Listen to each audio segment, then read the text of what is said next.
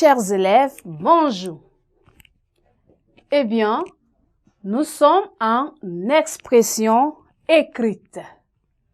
Notre nouvelle leçon porte sur les proverbes, les sentences et les maximes. À la fin de cette leçon, chacun de vous serait capable d'employer les proverbes, les sentences ainsi que les maximes dans des phrases. Eh bien, pour démarrer, veuillez prendre vos cahiers et bics. Nous allons donc présenter ou bien entrer dans le vif de notre leçon en donnant un texte introductif. Voilà le texte. Barka s'emploie à convaincre les villageois de lutter contre les épines. Car, espère-t-il, la vie est un combat et qu'après la pluie, c'est le beau temps.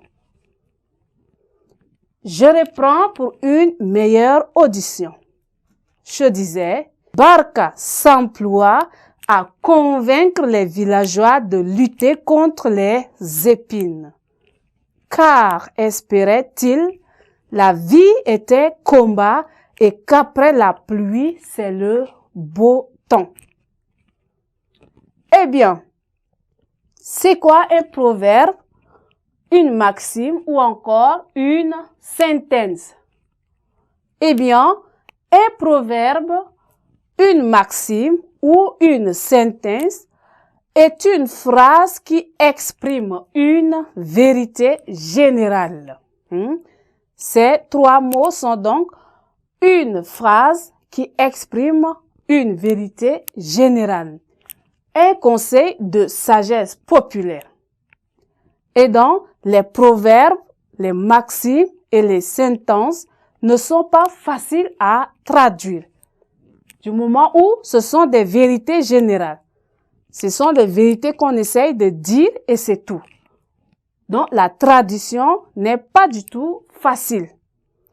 Donc, quand on dit après la pluie vient le beau temps, c'est ici c'est en sorte un proverbe. Après la pluie vient le beau temps. Et si on traduit cela dans la vie courante, toujours on dit du moment où la pluie cesse, le temps que ça dégage après donne envie, ça rend vraiment à l'aise.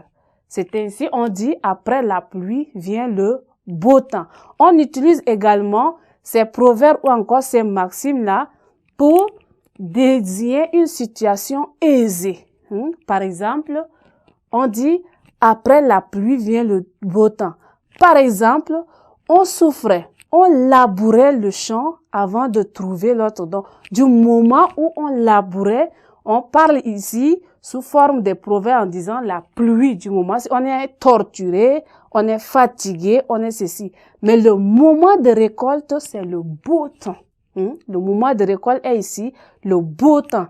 Donc, après la pluie vient le beau temps.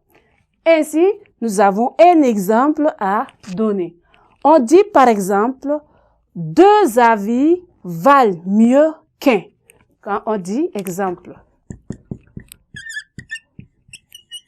deux avis valent mieux. Deux avis valent mieux qu'un.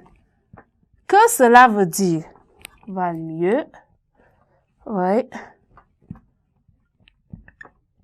Cela signifie quoi? Deux avis valent mieux qu'un. Cela veut dire simplement, il vaut mieux, avant d'agir, consulter plusieurs personnes. Cela veut dire, il vaut mieux,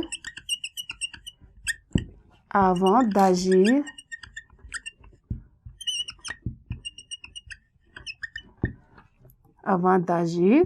il faut consulter. Donc consulter plusieurs consulter plusieurs personnes. Plusieurs personnes.